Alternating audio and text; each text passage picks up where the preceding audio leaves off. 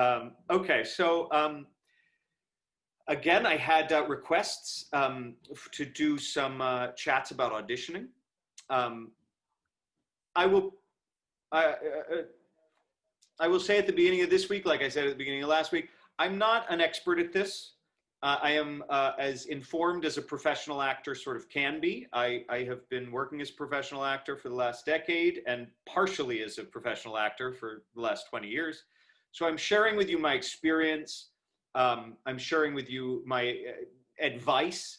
But unlike some of our work on Shakespeare, to which I'm not, I don't profess to be an expert at that either, but I do feel like I have a career working on this work very specifically and with some expert people, and I have things to offer through it.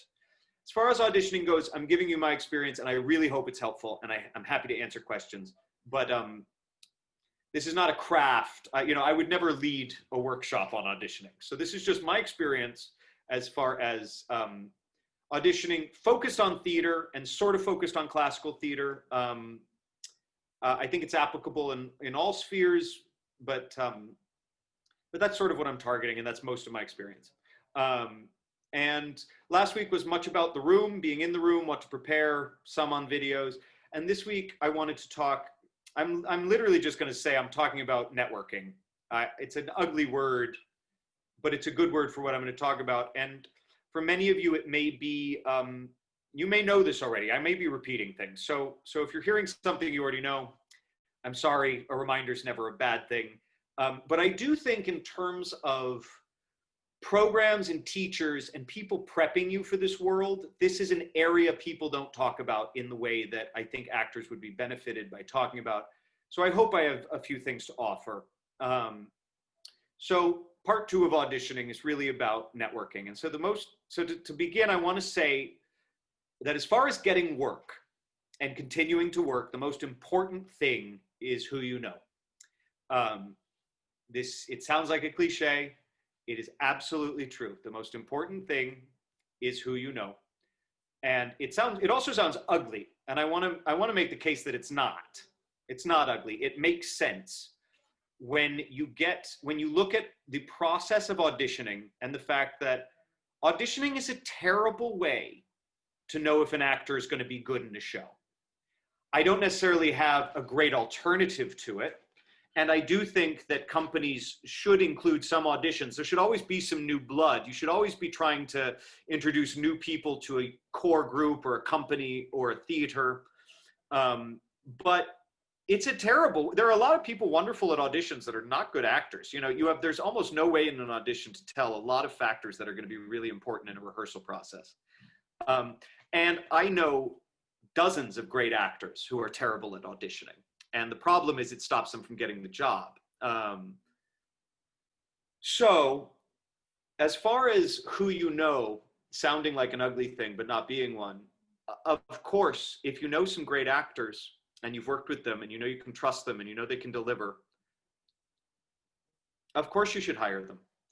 Why would you audition? Why would you roll the dice if you know somebody's good? Now, this does create pockets, right? So it becomes frustrating. You want to break in on a theater or with a director or something, and some more doors are closed because they've already settled on some people. That is frustrating. It'll be better when you build your network and your working resume, and suddenly you're the person that people are offering jobs to. I said this last week, about 80% of my professional work I get offered. I do not audition for. And about 5 to 10% of the stuff I audition for, I already have a leg up in that a director wants me, but I need to audition to prove to the artistic director that I'm okay, or it's a rep situation and one director wants you, but it's fair to audition for the other directors to make sure they have some choice in the matter. So I am lucky and have worked very hard to reach the point where I audition a ton. But most of my work is not from that. And I wish and hope all of you reach that point. But the reason I'm talking about it is that you look at this huge world of the theater, or you can look at the huge world of film and TV, And it can be terrifying to say, how do I break into that? It looks, you know, you think of it as a mountain or as a skyscraper, pick your metaphor. If you look at it as this massive thing and you're on the bottom and how do I get to the top? It is impossible. You have to break it down into small steps. You have to break it down into things you can actively do and achieve. And each one is just one more step up that mountain. And tonight I want to offer that the relationships you build are the most important steps. If you build a good relationship with a casting director, even if they never cast you, that's one casting director among however many are working in the town that will always call you in if you're right for something. If you have a good relationship with a director that's working a lot, that might be a lot of jobs. If the director loves working with you and just starts reaching out to you, that circumvents this terrible audition process. So how do you meet people? How do you build this network? How do you begin to assemble these steps? First of all, you're doing it right now by being in this class. It may seem like a small thing, but I and many people in this class work professionally at big theaters. Yes, professional directors are one thing, but you never know where a connection is going to come from. So classes are a good idea. Auditions are a good idea. And I talked about this last week when it comes to like the open calls, which can feel so debilitating and discouraging at times. They are a way to get some face time with casting directors, artistic directors. It might be small, but you don't have much to lose outside of a bit of time. And if you want this, I would encourage you, unless they're so discouraging, you just can't pull it together. I would encourage you to surround yourself with auditions, surround them with open calls, surround them.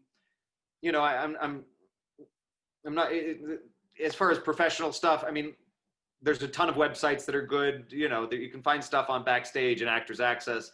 If you're a member of Equity, they post calls on Equity. If you can find a friend that gets access to the breakdowns, which is the agent's chokehold on the sort of bigger stuff, I encourage you to ask to be added to whatever mailing list they may have. That'll include you.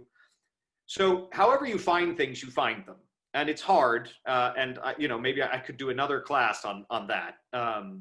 But you got to fight to keep opening doors, and that includes cold calling theaters. I said it last week. You know, I keep an eye on a ton of theaters I want to work at. I look at their seasons. I email their casting people. I just reach out and email them directly. Can I send a video for this? 4 times, you know, my resume gives me a little leverage, but if you know, I don't know. More than half the time, I never hear back. But every now and then I hear back and they say, sure, send in a video. And that's an opportunity I created for myself. And in this world, with audition videos being a huge part of the process, and clearly in the COVID world and moving forward, it's going to be even more of one, I encourage you to get brave about reaching out. The worst that can happen is you get a no, and most of those no's are just no response, which is like every role you audition for that you don't get. So I talked last week about sort of just getting in tune with the fact that most things you audition for, you're not going to book. I would encourage you to do that with reaching out to people and with trying to create opportunities for yourself. Be respectful. Don't ask for too much time. You're just asking if you can submit something. You're asking if you could be seen for something.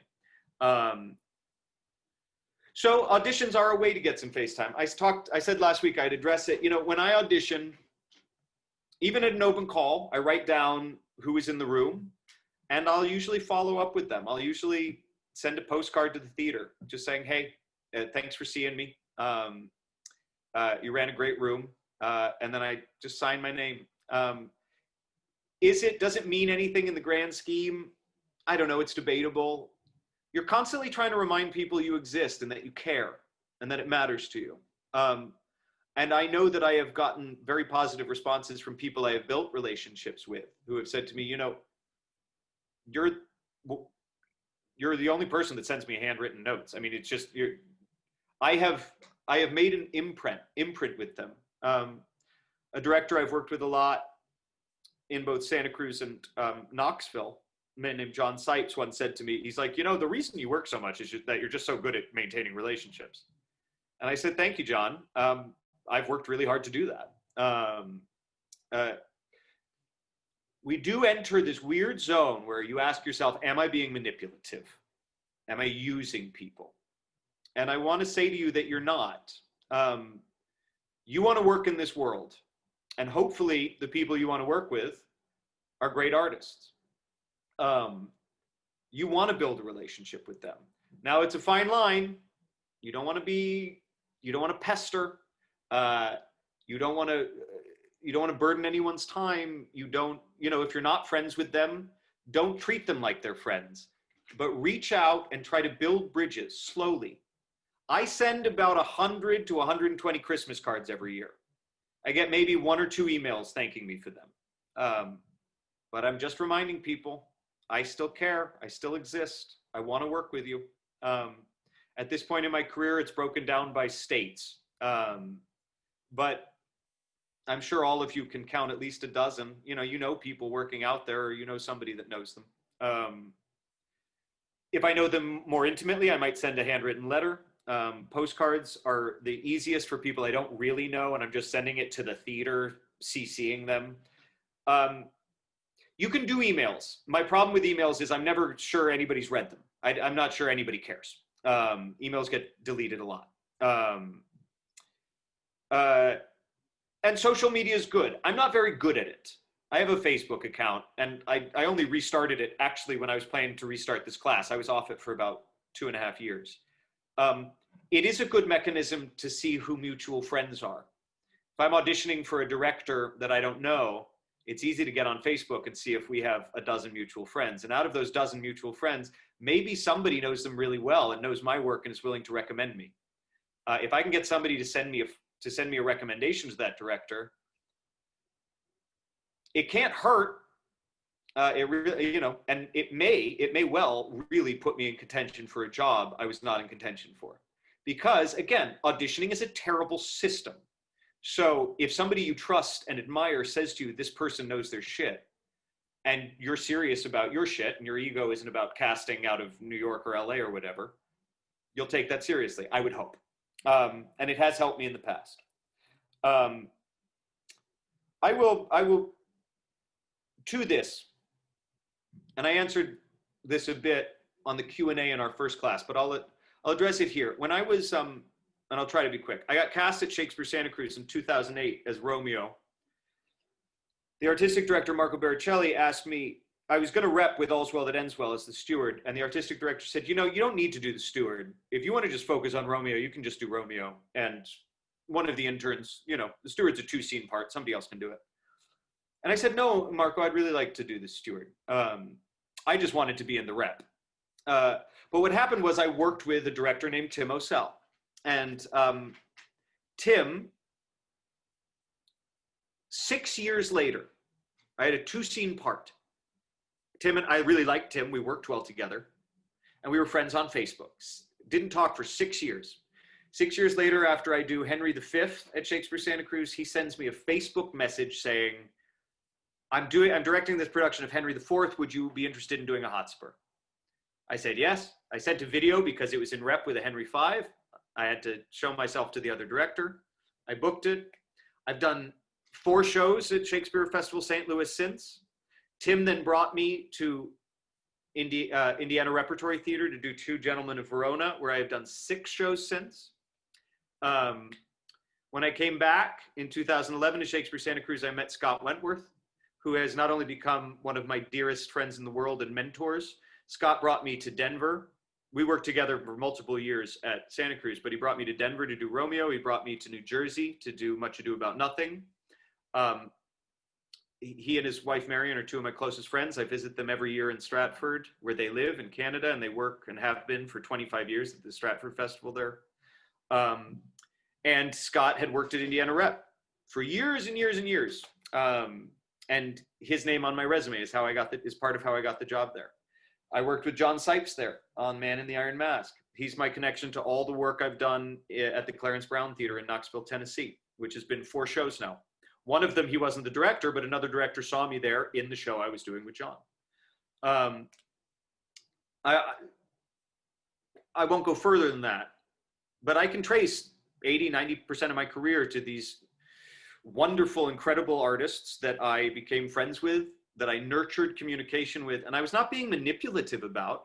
I legitimately loved and admired them. I just put in the work to maintain the relationships over distance and time. The first year I worked with Scott, I played Vernon. in Henry IV Part 1. We really didn't have much of a relationship after that, but I really admired him and his work, and I worked my fucking tail off to be the best fucking Vernon I could be. And when they lost their Hal the following year, Scott brought me back to play Prince Hal. I won that job by playing Vernon. So that's my career. It's not to be, these things aren't repeated, but these are the networks that you're building and nurturing. Which brings me to shows. Be good. That sounds stupid. It's also stupid to say it about auditions, but it is the base requirement for all of this. You do have to be good. You might book an audition or two by happenstance, but if you're going to maintain a career, the work we're doing in this class, the craft we're building, these things are vital. Show up on time. Be early. Be willing to stay late, and be a pleasure to work with. You're going to work with some shitty directors. It's going to happen. I wish you enough of a career that you run into a few of them. Be a pleasure to work with. And the better your craft is, the better you can take care of yourself. Now, when I say shitty, if they're abusive, I'm not talking about putting up or being nice to people that are cruel. I'm talking about people that are incompetent. And sometimes they go hand in hand, but often not. I've worked with some lovely people that are not good directors, but they're just lovely to be around. And I'm happy to be lovely with them in the room. I've also worked with some great directors who are not lovely people. And I encourage you to also work well with them. Again, if they're abusive, that's something different. But, and in a brief note, I'll say that Neil Gaiman wrote a beautiful speech called Make Good Art. He's talking about writing. I think it's a graduation speech, but he elucidates these 3 points quite beautifully, and it's very worth the watch. It's about 18 minutes. You'll cry. It'll inspire you. It's wonderful, and I encourage you to watch it. Yeah, go the extra mile. Show up early. Don't complain about long calls. Try not to talk shit. It's not always easy. I can't always do it. Sometimes a show is going off the rails, and at the bar afterwards, you just have to vent about it a bit. Try to be careful about it. You're building all these bridges. That stuff will get back to people if you're not careful, and it can really damage relationships. Again, you're trying to expand your network. Expand it and expand it and expand it. So you want to be discerning, and you want to be able to protect yourself with your craft, because in a bad show you can get out of it depending on your part. You can make your way through it looking decent, and you can still build a good relationship with a director that mucks it up, who may well be given the chance to muck it up somewhere else and be happy to work with you again. The theater is an interesting world, and I love so many of the people I've met and worked with. But like all artistic professions where you're really not paid enough, and even if you're successful, you're not making a great living, it breeds a kind of bitterness. And the amount of angry shit-talking older actors I've worked with, it saddens me, but it also has made an impression on me. It's like, I'll bet this attitude burned a lot of fucking bridges over the years. I would encourage you as best as you can in the wake of all this to have a good attitude. If you want to do this, you're choosing it. Don't make it anybody else's fault. So try to have a good attitude about it. The point is building bridges and relationships, which you must nurture. You must follow up on. If you work with a director you like, and they have a gig and they have a good part for you 3 years later, don't make 3 years later the first time you reach out to them when you're asking for something. Nurture the relationship. Know when they're doing other shows. Try to keep an eye on what's going on in their life. This is artistic directors. This is actors too. I mean, it's easier for actors. We maintain relationships with actors. Nurture your relationships. Other ways to build a network, and I'm going to touch on these briefly. Grad school. If you want to go, the reason to go is to build a network. That's why Juilliard and Yale are the best. It's not that they have the best programs. They might. I've worked with brilliant actors from them, and I've worked with terrible actors from them. The reason to go is that those programs open doors. They start you further along the path. But go to grad school no matter what. If you want to go, I encourage you to go, and you should aim for a good program. In my experience, what a program is most offering is networking. And so programs that have a connection with an equity theater, programs that are going to let you work with professional directors and build a resume with them, those are the ones. If you're young enough and or willing enough, I encourage you to take internships. However you got to get into these theaters, get into them. A paying internship's better than a non-paying internship, but if you can afford it, I say go for it. You are going to build relationships with directors and artistic directors. It is a good way to do it. People, don't get me wrong, unpaid internships are abusive. That's true. In the same way that paying to do a casting director workshop is abusive. Try not to look at it in black and white. Try to look at it at what you can get out of it. You will reach a point in your career where you don't want to do those things anymore. But if you're at an early point, you're trying to build relationships with people, I would encourage you to go for it. And you'll have a fuck ton of fun, I would hope. Readings, those kind of things, do them. Do them even if you're not being paid for them. If you're an actor that has drawn a line in the sand saying, I won't work for free, I respect that. That's fine. I do think you're cutting yourself off from some opportunities. I'm still happy to do something for free. I don't like doing something for free if I discover that everybody else is getting paid or that the theater is going to make thousands of fucking dollars on it. Unless it's a fundraiser, that's a different thing. I don't want to be abused. But if everybody's working for free, I'm still good with it. I run a theater company and have for 14 years. I have never made a fucking dime off my theater company. Never.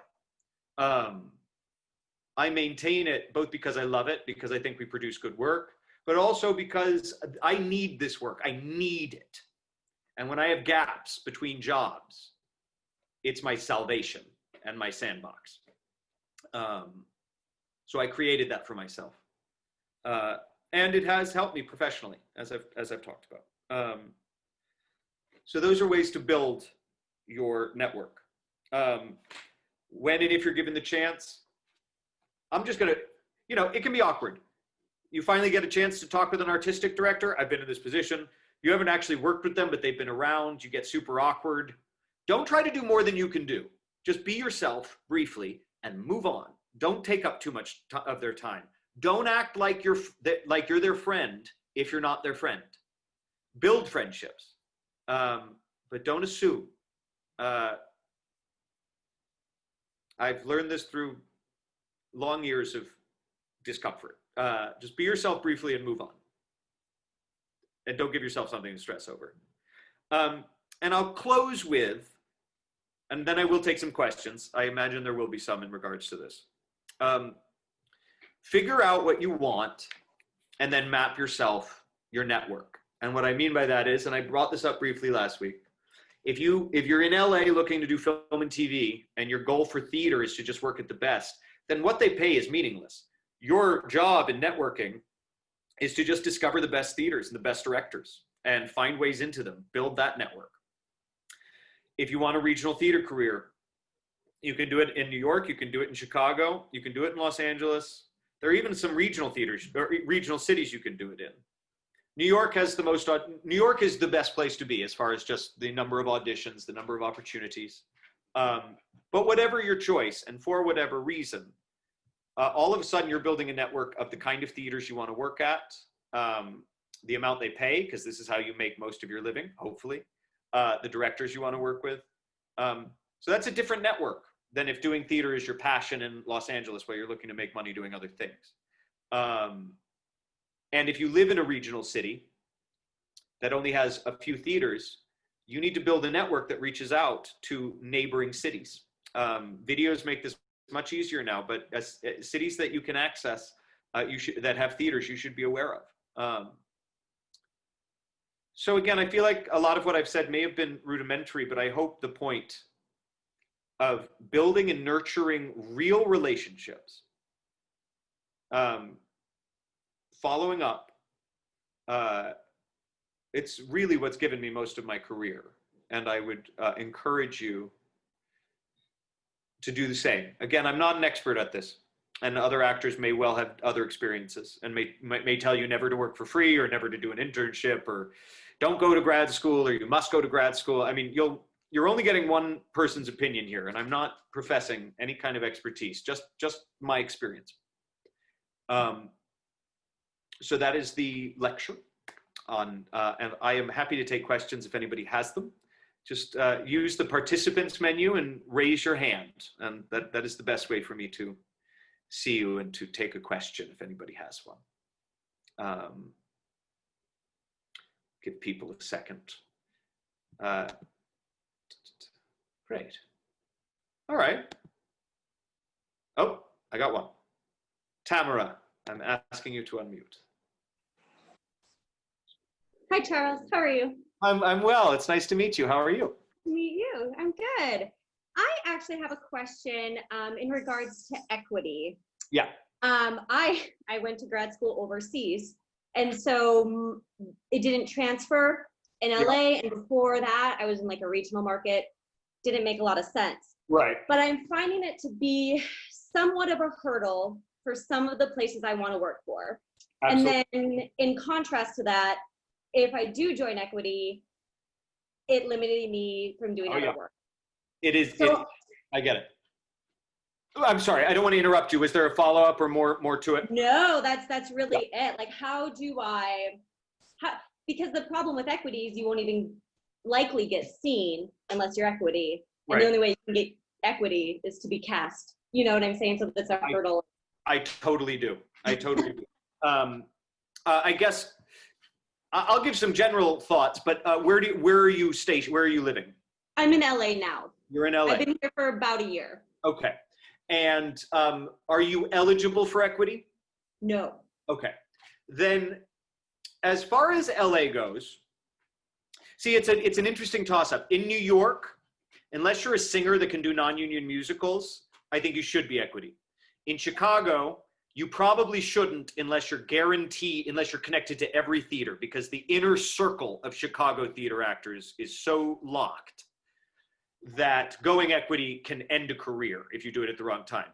In Los Angeles, you're sort of in this middle ground. Mm-hmm. When it's not COVID, there are times when there is a significant number of equity theaters coming through here to audition. However, as a non-equity, in my experience, you can generally be seen. You may be waiting around for a while. The overall question of when to join is a hard one, and there's no good answer, which is so infuriating. When I was young, I asked older actors, and they always told me, you'll know. And it's an infuriating answer. In my case, I did. But there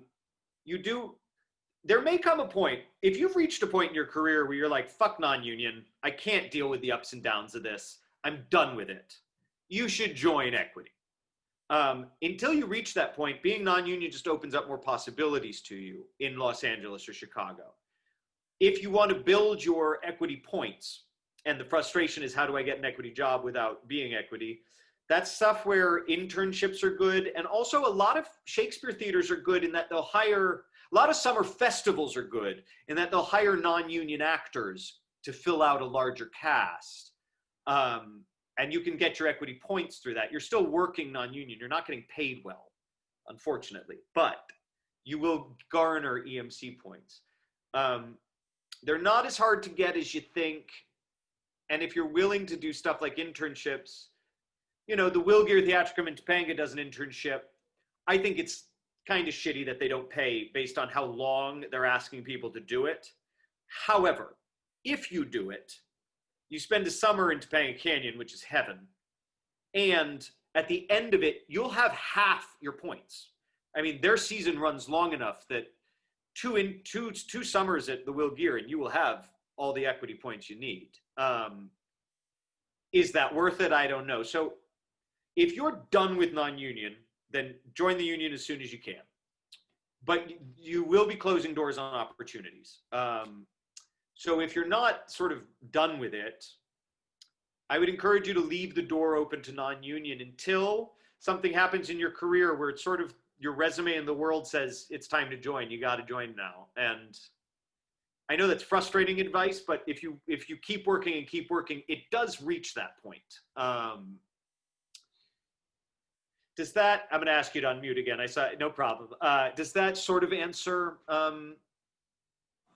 Yeah, a little bit. A lot of that reflects a lot of what I've heard as well. But that's the summer Shakespeare's are really, that's really good advice as far as, and I was gonna look into that before all of this, but yeah, that's really, really great. So thank you. Yeah, and I apologize for not having a sort of concrete answer. There's not one. It is a hard decision that every actor sort of contends with. And there's not a good answer. That is some advice I have to offer. If you're in New York, you should join as soon as you can. If you're in Chicago, you should hold off as soon as you can. And if you're in LA, it really is a roll of the dice. It's really sort of hard to determine when. But I would encourage you to seek jobs that'll build up your points so that you have the option. Right, that's great, yeah. Thank you. Of course, Tamara. All right. Any other questions? You have one in the chat, Charles. Thank you, Will. You ever gotten work from creating your own work? Yes, and I actually wanted to mention this, but I thought actually this might be a separate thing maybe at some point.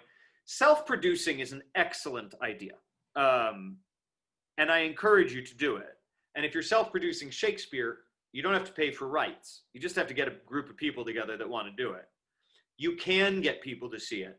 No, it's not going to be La La Land, you know, but you can get people to see it. You know, I hear people bitch about that they can't get anyone to see it. That has not been my experience.